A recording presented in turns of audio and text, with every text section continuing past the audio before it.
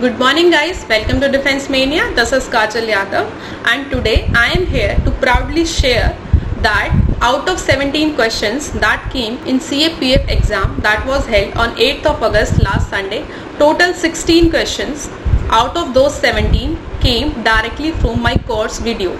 In this video, I will provide you this proof of the screenshots of these course videos along with the answer keys to all these questions. So stay tuned and let's start. Okay, so this was the first question that came in the exam, that is, which one of the following properties decreases across the periodic table from left to right and increases from top to bottom. इनमें से कौन सी property है जब आप top to bottom जाते हो periodic table में तो वो इंक्रीज होती है and when you go from left to right it decreases. So this is a question from my chapter that I studies on periodic table. मैंने एक कोर्स में एक चैप्टर पढ़ाया था दैट वाज पीरियोडिक टेबल. उसमें मैंने आपको क्लियरली बताया था कि which of the properties increases and decreases along the period and down the group. So answer to this question is option D, that is atomic radius. So friends, atomic radius is the property of the periodic table that decreases if we go from left to right and increases if we grow from top to down. So this is the proof. This is a slide from my course video जो हमने app defence mania की app पे course पढ़ाया था मैंने science का, उसमें से ये स्लाइड है. So in this slide you can directly see that atomic size और radii along the period it decreases and down the group it increases. It is clearly written here and that the question directly came that which of the properties increases or decreases along the period and down the group. So this is answer will be to this question option D. So in this from this slide you can clearly see that it was in my course and this is we have already studied. So those students who were enrolled in our courses are giving very good response because the questions directly came. Okay. Moving on to the next question. Next is when a white light beam is made to fall on a hollow prism filled with water, it breaks into 7 consequent colors. Which of the following colors suffers the maximum angle of deviation? In this question, it is asking कि angle of deviation किसका कौन से colour का maximum होता है जब prism से कोई light deviate होती है, ठीक है? So the answer would be to this question will be option B, that is violet. How? Let me show you. So in my video on in the topics called optics, in that chapter I have given this slide that in this video you can clearly see that dispersion is the property when light goes from a prism, it's split into 7 colors. If you see here, it is clearly written that blue bends best. What does that mean? कि जो blue colour होता है वो सबसे ज़्यादा bend होता है या फिर सबसे ज़्यादा डेविएट होता है. उसके नीचे क्या लिखा हुआ है कि well violet does really bends but B is most memorable. तो मैंने अपने स्टूडेंट्स को एक ट्रिक बताई थी कि आपको याद कैसे रखना है कि रेड कलर सबसे ज़्यादा डेविएट होगा या फिर वॉयलेट. उसके लिए ये है कि you should remember B that is blue bends best. That means जो ब्लू कलर है वो सबसे ज़्यादा बेंड होता है. सो ब्लू से पहले क्या आता है आपका विबग्योर में? वॉयलेट. सो बी हम इसलिए बोलते हैं because it is easy to remember, otherwise violets bends the best. So यहाँ पे क्लियरली ये ट्रिक लिखी हुई है और इसी से क्वेश्चन डायरेक्टली उठ के आया था. दैट वाज हियर कि कौन सा कलर है जो मैक्सिमम डेविएशन को सफर करेगा. So answer will be option B, that is violet. Okay, next question. An object is placed at 10 centimetre in front of a lens. The image form by is real, inverted and of the same size as of the object. What is the focal length and the nature of the lens? इस question में पूछ रहा है कि एक image बना रहा है, एक लेंस है, जो इमेज कैसी बन रही है? इन्वर्टेड बनती है, रियल बनती है और सेम साइज की बनती है, ठीक है. तो वो पूछ रहा है कि उस लेंस की फोकल लेंथ क्या होगी और उसका लेंस का नेचर कैसा होगा, ठीक है. तो जब मैंने अपना कोर्स कराया था CAPF का, when we were covering the 2021 course for CAPF in this in that chapter I have covered this. So उसमें मैंने ये बच्चों को ये वाली स्लाइड शेयर की थी जिसमें हमने बताया था कि कौन से पॉइंट पे ऑब्जेक्ट होती है तो कौन से पॉइंट पे जाके इमेज बनती है और उसका नेचर कैसा होता है. तो अभी जो हमारा क्वेश्चन है उसमें क्या पूछा है कि रियल, इन्वर्टेड और सेम साइज की इमेज बन रही है. तो पहले देखो नेचर ऑफ द इमेज. जो कॉनकेव लेंस से जितनी भी इमेजेस बन रही हैं वो सारी की सारी क्या है? वर्चुअल हैं. तो हमारे ये तो काम का है नहीं बिकॉज उसमें क्या बोला है कि रियल इमेज है और इन्वर्टेड इमेज है. On off the same size. तो सेम साइज वाला ऑप्शन कौन सा है, ये कि रियल इमेज है, इन्वर्टेड इमेज है और सेम साइज की है। तो जो आपका लेंस है वो कौन सा हो गया, कॉन्वेक्स लेंस। ठीक है, तो कॉन्वेक्स लेंस होगा रियल, इन्वर्टेड और सेम साइज की कब बनती है, जब आपकी ऑब्जेक्ट अगर f1 पे है तो जो आपकी इमेज होगी वो 2f2 पे होगी, मतलब उसके डबल डिस्टेंस पे होगी। ठीक है, तो आप देखो इसमें से कॉन्वेक्स लेंस वाला तो कॉन्वेक्स लेंस जो होता है वो आपका क्या होता है, कन्वर्जिंग बोलते हैं उसको। ठीक है, ये भी मैंने अपना जो कोर्स कवर कराया था उसमें बताया था कि कौन सा लेंस है कन्वर्जिंग होता है, कौन सा लेंस है जो वो डाइवर्जिंग होता है। ठीक है, कन्वर्जिंग लेंस वो होता है जो फोकस करता है एक जगह सारी की सारी रेज को।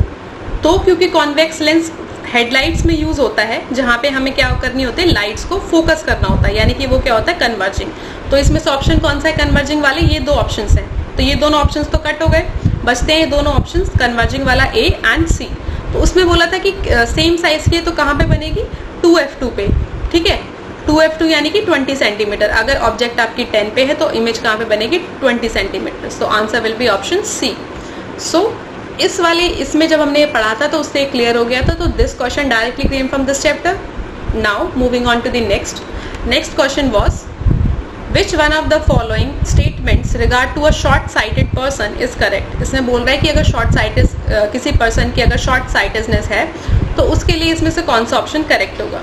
ठीक है, तो जब मैंने चैप्टर पढ़ाया था human I and the world, तो उसमें मैंने कवर किया था कि मायोपिया या फिर शॉर्ट साइटेडनेस के क्या सिम्टम्स होते हैं।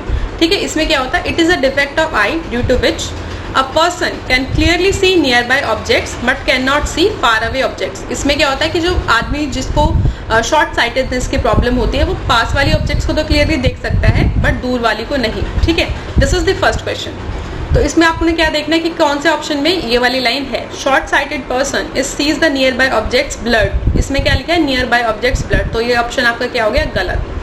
Second option, a short sighted person sees the near by objects clearly, तो ये ऑप्शन आपका जा रहा है। ठीक है, next, a short sighted person can sees the near by object blurred. इसमें अगेन उसने क्या बोल दिया, ब्लर, तो ये भी ऑप्शन कट हो गया। Option D, a short sighted person sees the near by objects clearly. ठीक है, तो आपका जो आंसर होगा या तो वो बी होगा या फिर सी होगा। नेक्स्ट देखते हैं, in this defect the far point of the eye shift from infinity to nearer distance and this defect can be remove by using a concave lens. तो यहाँ पे क्लियरली क्या बोला है, जब शॉर्ट साइटेडनेस हो तो आप कौन सा लेंस यूज करेंगे, कॉनकेव।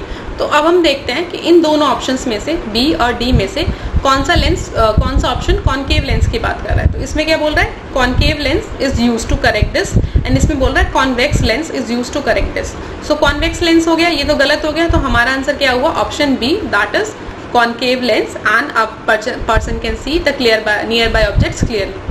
सो क्वेश्चन नंबर 80 का जो आंसर है that is B, and you can see this is directly from my video. यहाँ पे मैंने डायरेक्टली बताया था कि क्या क्या प्रॉपर्टीज होती हैं शॉर्ट साइटेडनेस या फिर मायोपिया की। Okay, now next, which electromagnetic radiation are use to cook food. इसमें पूछा है कि कौन सी रेडिएशंस हैं जो फूड को कुक करने के लिए यूज होती हैं। Infrared radiation only, microwave radiation only, infrared and microwave and all the electromagnetic radiation. See UPSC का एक पैटर्न होता है कि जब भी वो ओनली टाइप के वर्ड्स यूज करें ना तो समझ जाओ कि वो तो आंसर्स हैं ही नहीं, क्योंकि ये हमेशा कंफ्यूज करने के लिए ओनली बोलता है। मतलब ये मैं अपने एक्सपीरियंस से बोल रही हूँ। ठीक है, अदरवाइज जब मैंने वेव्स जो आपका जो टॉपिक था वेव्स पढ़ाया था उसमें बताया था कि कौन सी वेव्स के क्या क्या यूजेस होते हैं। तो इसमें आप देख सकते हो माइक्रोवेव का यूज क्या लिखा हुआ है, कुकिंग में, और इंफ्रारेड का क्या यूज है, transmits heat from sun, fires and radiator.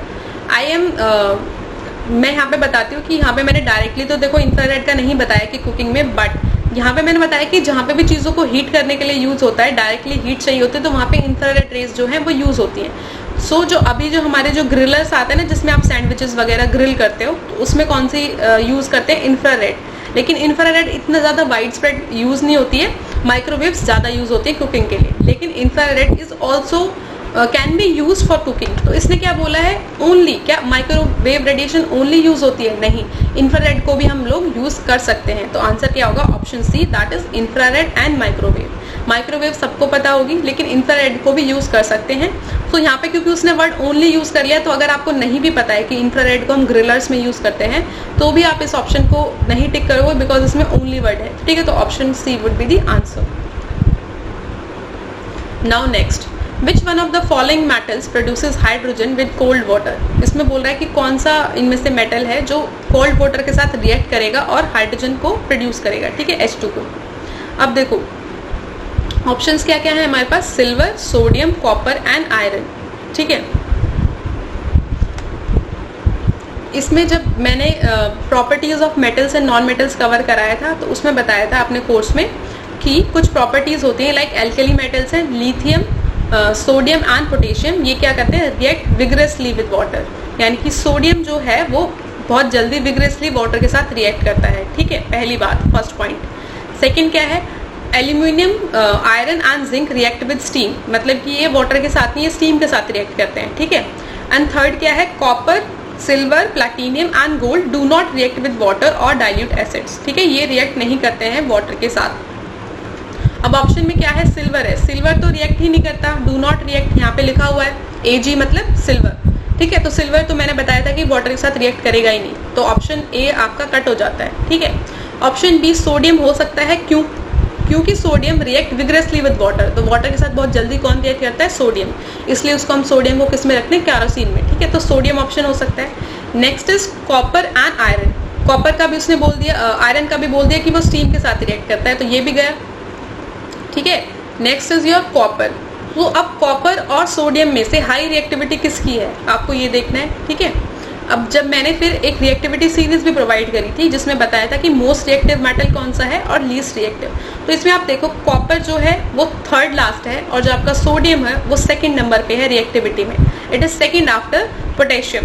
तो हाईली रिएक्टिव कौन है, सोडियम या कॉपर, तो आंसर क्या होगा आपका option B, that is sodium, ठीक है। तो आपको ऐसे पता चल गया, this is how you have to attempt UPSC questions, क्योंकि यूपीएससी में कोई भी चीज डायरेक्ट नहीं होती, आपको अपनी नॉलेज को कंबाइन करना होता है और सोचना होता है कि यार ये ऑप्शन क्यों नहीं हो सकता, ये क्यों नहीं हो सकता, या फिर ये क्यों हो सकता है, क्योंकि ऐसा बहुत कम होता है यूपीएससी डायरेक्टली ऐसा कोई क्वेश्चन दे जिसमें आपका आंसर बिल्कुल डायरेक्ट हो और बाकी सारे ऑप्शंस बिल्कुल गलत हो। तो इसमें क्या था कि हाँ सिल्वर और आयरन तो नहीं जा रहे थे, बट हाँ सोडियम और कॉपर तो जा रहे थे, लेकिन सोडियम और कॉपर में भी किसकी रिएक्टिविटी हाई है, सोडियम की, तो इसलिए क्या होगा, answer will be option B, ठीक है।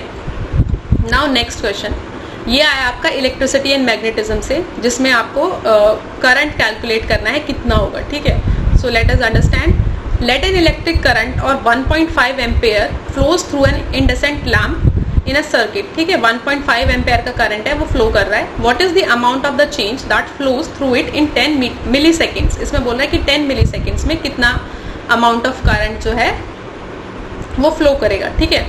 तो जब मैंने आपको इलेक्ट्रिसिटी एंड मैग्नेटिज्म जो चैप्टर था कवर कराया था कोर्स में, उसमें बताया था कि करंट क्या होता है, charge upon time, I equals to Q by T, कि जितना चार्ज फ्लो करेगा पर यूनिट टाइम उतना ही आपका करंट होगा। तो इसमें चार्ज कितना दिया है आपका इसमें करंट कितना दिया है आपका 1.5 एम्पेयर और टाइम दिया है 10 मिली सेकेंड्स, और पूछा है आपसे कि कितना आपका चार्ज होगा।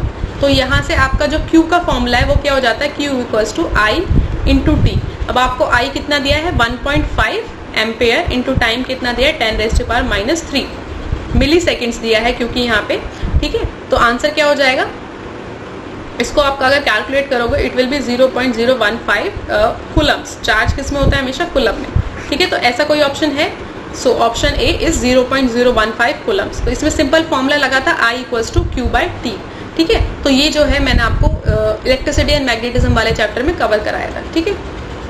Okay, this is an important information कि अगर आपको इनमें से, अगर आपको फ्यूचर में CAPF या फिर AFCAT, CDS, ACC, NDA, CAPF 2022 अगर आप टारगेट करो any of these courses, if you are targeting for future, you can enroll in our Defense Mania app in these courses by, if you apply my code that is Kajal10, you will get an additional 10% discount, ठीक है। जो भी उसका course का charges होगा उसका 10% less हो जाएगा। ऑब्वियसली 10% अगर आपको कम मिल रहा है तो that is very beneficial, so you can use my code to get an additional 10% discount in if you want to enroll any of these courses, okay. Okay, next question is the speed of the wind is measured by wind vane, wind rose, barometer और anemometer, ठीक है। तो इसमें पूछा है directly कि instrument तो जब मैंने फिजिक्स के लेक्चर्स लिए थे ना, तो उसमें मैंने बताया था कि इंपॉर्टेंट इंस्ट्रूमेंट्स के बारे में, जो जिसमें से यूपीएससी एक ना एक क्वेश्चन फंसाता है हमेशा कि कौन सा इंस्ट्रूमेंट किसके लिए यूज होता है। तो एनीमोमीटर यहाँ पे लिखा हुआ है, measuring the strength of the winds. तो विंड की स्पीड को मेजर करने के लिए क्या यूज होता है? एनीमोमीटर, जो कि डायरेक्टली आपका क्वेश्चन आया। ठीक है, सीधे 2 नंबर बन गए, एनीमोमीटर। तो answer will be option D. So it is the proof that यहाँ पे मैंने कवर कराया था। Okay, next question is which one of the following metals does not react with oxygen, water or acids? इनमें से कौन सा ऐसा मेटल है जो ऑक्सीजन के साथ रिएक्ट नहीं करेगा, वाटर के साथ नहीं, या फिर एसिड के साथ नहीं? तो अभी मैंने बताया था सोडियम जो है एक्ट विग्रसली विद वाटर। ठीक है, जो ये वाली स्लाइड थी, इन दिस स्लाइड इसमें क्लियरली लिखा हुआ है कि सोडियम और पोटेशियम और lithium react vigorously with water. ठीक है, उसमें पूछा क्या है कि कौन सा एलिमेंट वाटर के साथ रिएक्ट नहीं करता, लेकिन सोडियम तो विग्रसली रिएक्ट करता है, तो सोडियम तो आंसर होगा नहीं, क्योंकि वो बहुत जल्दी वाटर के साथ रिएक्ट करता है। ठीक है, next is oxygen and acids. ठीक है, इनमें से पूछा कि कौन सा रिएक्ट नहीं करेगा, तो इसमें देखना है कि जो ऑक्सीजन के साथ भी रिएक्ट ना करे, वाटर के साथ भी ना रिएक्ट करे, और एसिड के साथ भी। तो सबसे लीस्ट जो रिएक्टिव मेटल होगा ना, वो इसका आंसर होगा, दैट इज गोल्ड। क्योंकि जब मैंने आपको रिएक्टिविटी सीरीज पढ़ाई है तो उसमें बताया था कि that is gold, AU, that is least reactive. Least reactive मतलब का मतलब क्या है कि ये रिएक्टिविटी शो ही नहीं करता, चाहे वो वाटर हो, एसिड हो, ऑक्सीजन हो, कुछ भी हो, उसके साथ रिएक्टिविटी करेगा ही नहीं। तो ठीक है, तो आंसर सीधा सीधा ऑप्शन डी है।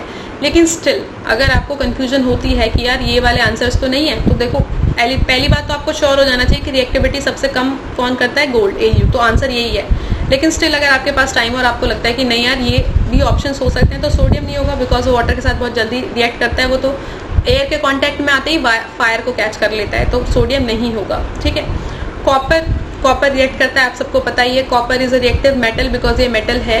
ठीक है, आयरन भी रिएक्ट करता है। आयरन में क्या होती है? रस्टिंग होती है, सबको पता है। ठीक है, तो रस्टिंग कब होती है? जब आयरन जो है एयर के कांटेक्ट में आता है। ठीक है, तो जब आयरन एयर के कांटेक्ट में आएगा तो उसमें रस्टिंग होती है। Rusting is a reaction. ये रस्टिंग क्या है? रिएक्शन ही तो है, तो वो ऑक्सीजन के साथ रिएक्ट करेगा, आयरन भी रिएक्ट करता है। तो दैट मीन्स ये तीनों के तीनों ऑप्शन गलत हो जाएंगे, और आंसर क्या होगा आपका? Gold, that is option D, क्योंकि वो किसी के साथ भी रिएक्ट नहीं करता, because it is least reactive. So option D is the answer. So again this is directly from the course. Okay, next, a milkman adds a small amount of baking soda to milk. This makes the pH of the milk.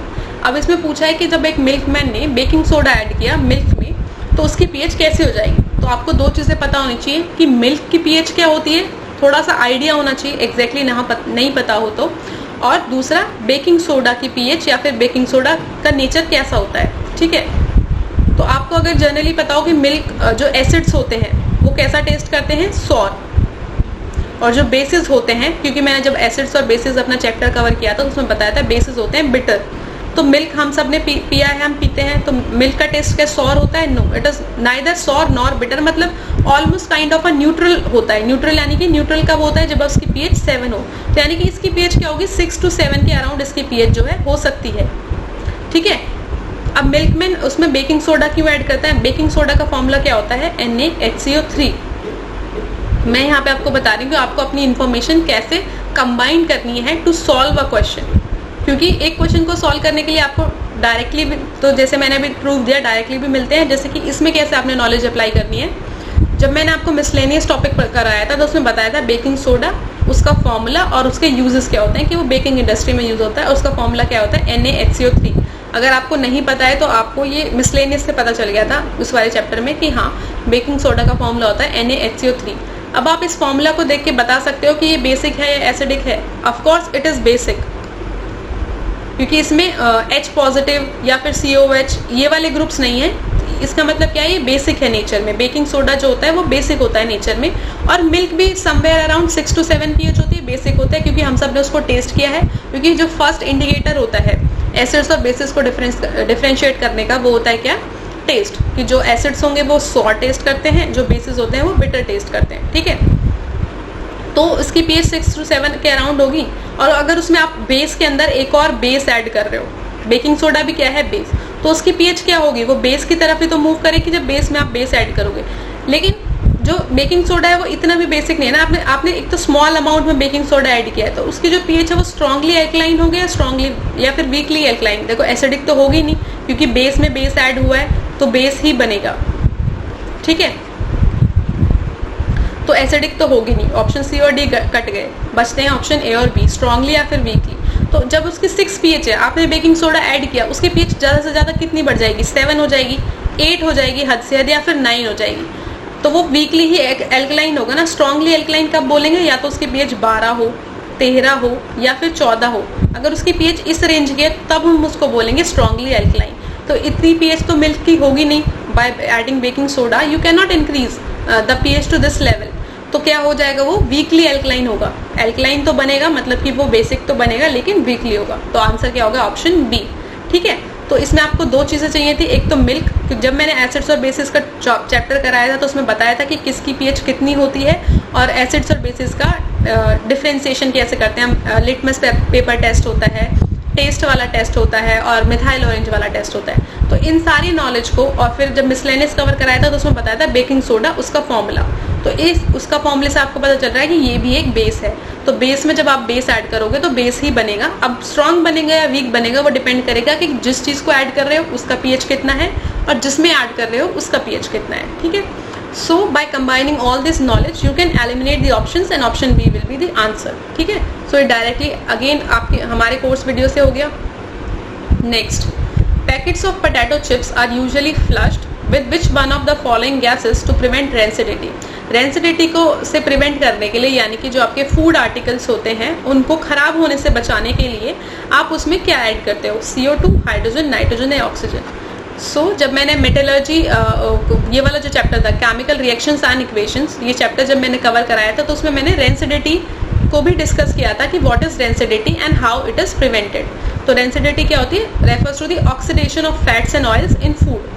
जब आपके fats या फिर oils जो आपके food होते हैं वो oxidise हो जाते हैं तो वो खराब हो जाते हैं। तो rancid food causes stomach infection and consumption. उसके मैंने प्रिवेंशंस बताए थे, जिसमें फर्स्ट प्रिवेंशन क्या था, use of air tight containers. Second prevention was packaging with nitrogen. Third was refrigeration and fourth was addition of preservatives. So जो option B, जो आपका ये बी है, नाइट्रोजन का एडिशन, पैकेजिंग में आप नाइट्रोजन ऐड करते हो टू प्रिवेंट रेंसिडिटी। तो डायरेक्टली हमारी स्लाइड से है, हमारी वीडियो से है, जो मैंने कोर्स में CAPF में कवर किया था, ठीक है।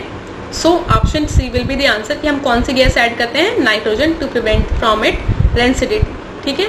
So I hope you are understanding that. यहाँ पे मैं इतने अच्छे से एक्सप्लेन नहीं करूँगी कि बिकॉज ये यहाँ पे सिर्फ मैं आंसर की प्रोवाइड कर रही हूँ, ना कि आपको कोर्स पढ़ा रही हूँ। बट हाँ, यहाँ पे एक प्रूफ है कि हाँ, जो जिन लोगों ने कोर्स लिया था उनको पता है कि हाँ, ये मैम ने कवर कराया था और डायरेक्टली क्वेश्चंस वहाँ से बने हैं, okay. So next is which one of the following metal oxides does not usually react with sodium hydroxide. अब ये क्वेश्चन डायरेक्ट तो नहीं है, इसको मैं इनडायरेक्ट ही बोलूँगी कि इसमें से कौन सा जो मेटल है वो सोडियम हाइड्रोक्साइड के साथ रिएक्ट करता है। अब सोडियम हाइड्रोक्साइड का फॉर्मूला क्या होता है, NaOH ट्वाइस या फिर NaOH, ठीक है, ये इसका फॉर्मूला होता है। अब ये सारे इन सब का नेचर देखो, ये क्या होता है, NaOH ग्रुप जिसमें आता है वो क्या होता है आपका base. Copper oxide, aluminium oxide, potassium oxide और कैल्शियम ऑक्साइड, इसमें से कौन सा है जो बेस है। Again calcium oxide is a base, CO that is quicklime. Quicklime क्या होता है, बेस होता है। अब बेस और बेस के साथ रिएक्ट नहीं करेगा, ठीक है। ये एसिडिक है, मतलब एसिड के साथ ही कोई हाइड्रोक्साइड रिएक्ट करता है जब कुछ नया फॉर्मेशन होती है। जब मैंने आपको रिएक्शंस पढ़ाई थी ना, रिएक्शंस एंड इक्वेशंस जो चैप्टर था, उसमें बताया था कि reaction of metal oxides and hydroxide with acids not base. Metal oxides या फिर हाइड्रोक्साइड्स जो होते हैं, जैसे कि सोडियम जो हाइड्रोक्साइड है वो क्या है, मेटल हाइड्रोक्साइड है, ठीक है। ये मेटल हाइड्रोक्साइड है या फिर मेटल ऑक्साइड है, वो किसके साथ रिएक्ट करते हैं, एसिड के साथ। डायरेक्टली बेसिस के साथ बहुत कम रिएक्शंस होती हैं, ठीक है। तो इसमें से पूछा है ऑप्शन में कि इनमें से कौन सा के साथ वो रिएक्ट नहीं करेगा। ऑब्वियसली वो बेस के साथ रिएक्ट नहीं करेगा, बिकॉज वो एसिड के साथ तो मेटल ऑक्साइड्स या फिर हाइड्रोक्साइड्स रिएक्ट करते हैं, जो कि मैंने इस रिएक्शन वाली वीडियो में बताया था, ठीक है। सो कॉपर ऑक्साइड, एल्यूमिनियम ऑक्साइड या पोटेशियम या कैल्शियम, इसमें से आपको गेस करना है कि कौन सा बेसिक होगा। तो कैल्शियम ऑक्साइड CO क्विकलाइम जो होता है आपका वो बेसिक होता है, चूना पत्थर, ठीक है, आप सबको पता है। तो बेसिक के साथ वो रिएक्ट नहीं करेगा। अगेन एक बेस के साथ रिएक्ट नहीं करेगा, तो ऑप्शन क्या हो जाएगा, option D calcium oxide will be the answer. Okay. Next is which one of the following is an example of endothermic reaction? Endothermic reactions कौन सी होती हैं जिसमें एनर्जी आपकी जो है वो रिलीज होती है, और कुछ होती हैं जिसमें आपकी एनर्जी रिक्वायर होती है. तो जिसमें आपको एनर्जी की नीड होती है और जिसमें फिर आपकी एनर्जी बॉन्ड के ब्रेक होने से रिलीज होती है, उसके बेसिस पे हम डिसाइड करते हैं कि एंडो होगी या फिर एक्सो होगी. ठीक है. तो जब मैंने आपको टाइप्स ऑफ केमिकल रिएक्शंस कराई थी तो उसमें मैंने सारी रिएक्शंस बताई थी कि कॉम्बिनेशन रिएक्शन क्या होती है, डीकम्पोजिशन क्या होती है, single displacement, double redox, endothermic, exothermic. ठीक है. तो इसमें से आंसर क्या होगा? इसका आंसर होगा आपका ऑप्शन 10, जहाँ पे ये वाली रिएक्शन है ना CaOH2O प्लस CaOH ट्वाइस. क्यों? That is option A. ये आंसर क्यों है, ये एंडोथर्मिक क्यों है? Let me tell you. इसमें क्या हो रहा है? C प्लस O2, CO2 है. CO2 बनी, ये क्या है? कॉम्बिनेशन रिएक्शन है. दूसरा, जब CO2 बनी यानी कि आपने कोल को बर्न किया. कोल को जब आप बर्न करोगे तो हाई एनर्जी रिलीज होती है हीट की फॉर्म में. तो हीट एनर्जी रिलीज हो रही है यानी कि एनर्जी रिलीज हो रही है. एनर्जी रिलीज हो रही है यानी कि वो कैसी रिएक्शन होगी? एक्सोथर्मिक. यहाँ पे भी मीथेन जो है वो टूट के कार्बन डाइऑक्साइड और वाटर बना रहा है. तो मीथेन का जब C के साथ जो ये बॉन्ड होता है CH4, ये बहुत स्ट्रांग होता है. जब ये टूटेगा, जब ये रिलीज हो ब्रेक होगा तो क्या होगा? एनर्जी रिलीज होगी. अगेन एनर्जी रिलीज हो रही तो वो कौन सी रिएक्शन होगी? एक्सोथर्मिक. तो ये दोनों क्या है आपकी? Exothermic reactions. ठीक है. अब बचती हैं आपकी दो, CaO वाली और ये वाली. तो इसमें से एंडोथर्मिक कौन सी होगी जिसमें आपकी एनर्जी आपको जरूरत पड़ेगी किसी चीज को कंबाइन करने के लिए? जब CaOH2O के साथ कंबाइन होगा CaOH ट्वाइस बनाने के लिए, तो इसमें एनर्जी की आपको क्या होगी? रिक्वायरमेंट होगी हीट एनर्जी की. That means it is an endothermic reaction.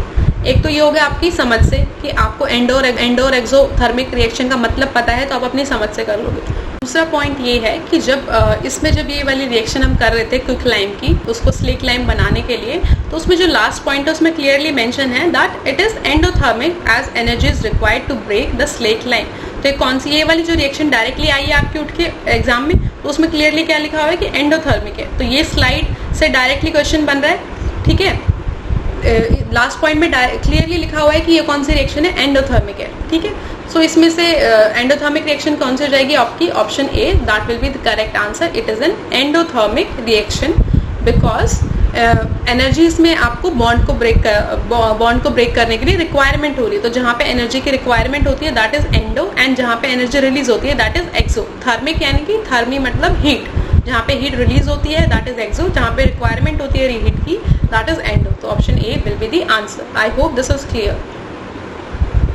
Next question is manganese is extracted by heating manganese dioxide with aluminium powder. Which one of the following statement with regard to the reaction is correct? The reaction is exothermic, the reaction is endothermic. Manganese is produced as a solid and manganese is more reactive than aluminium. ठीक है. तो इसमें जो let us check कि जो आपकी reactivity series थी that was here. इसमें क्या बोल रहा है कि manganese is more reactive than aluminium. ठीक है.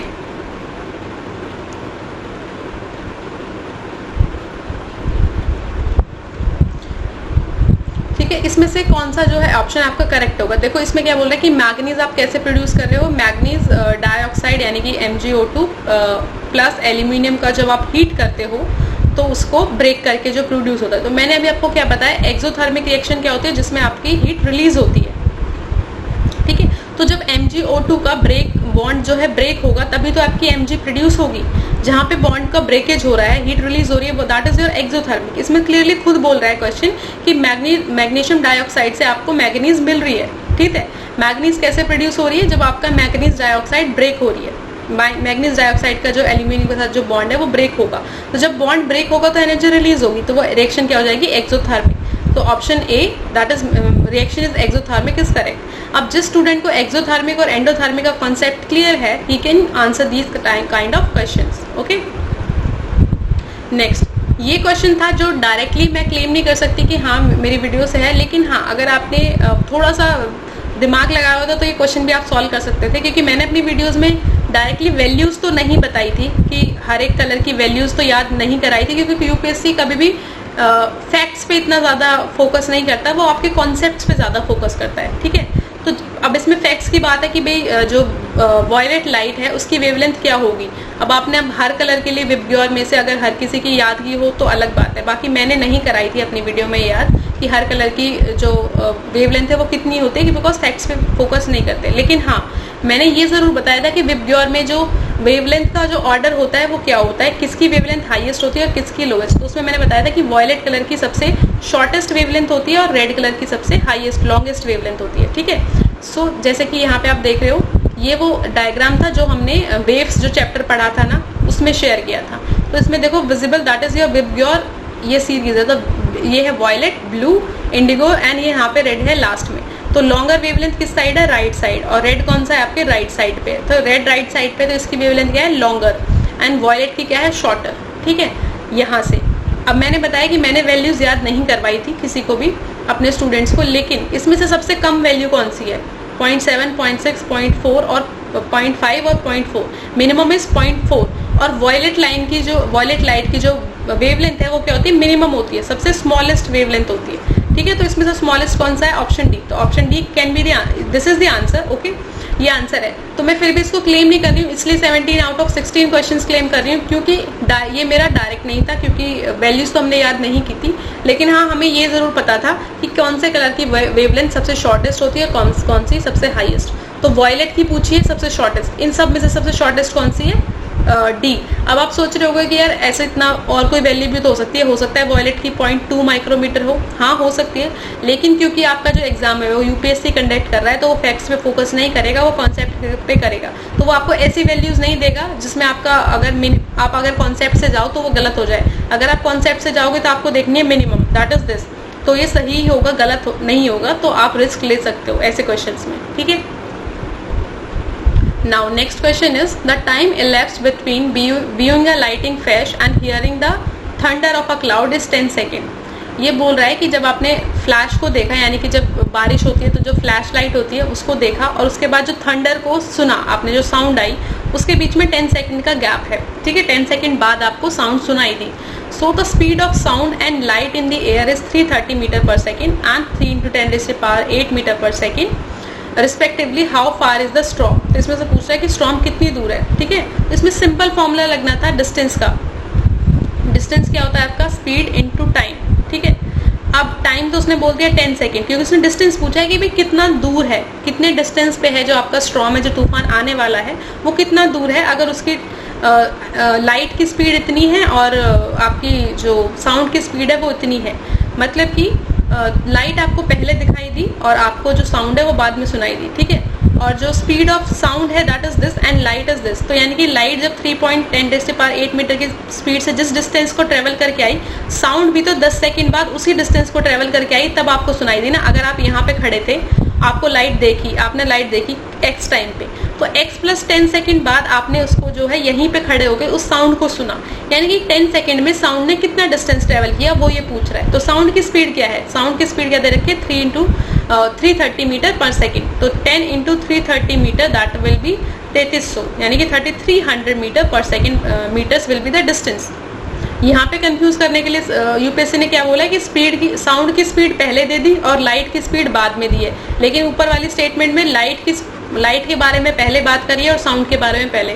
तो बहुत सारे स्टूडेंट्स ने ये गलती भी कर दी होगी कि भाई जो साउंड की स्पीड है उन्होंने ये ले ली होगी, वैसे जिसको याद नहीं होगी। बाकी साउंड की स्पीड ये है, याद है जिसको उसको भी, और जिसने क्वेश्चन ध्यान से पढ़ा है उसके लिए भी, कि जो साउंड की स्पीड क्या है ये। तो डिस्टेंस का फॉर्मूला क्या होता है, speed into time that is 330 × 10 seconds that is 3300 metres will be the distance.